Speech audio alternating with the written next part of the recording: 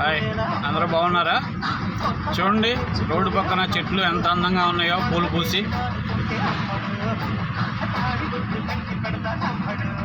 చాలా బాగున్నాయి కదా.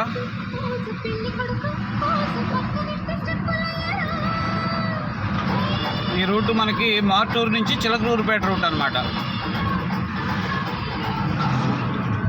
మనం చిలకలూరుపేటకి దగ్గరలో ఉన్నాం.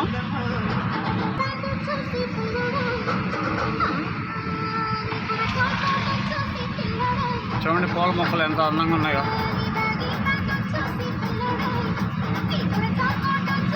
రంగులుగా ఉన్నాయి కదా, అన్ని కలర్స్ పూలు ఉన్నాయి.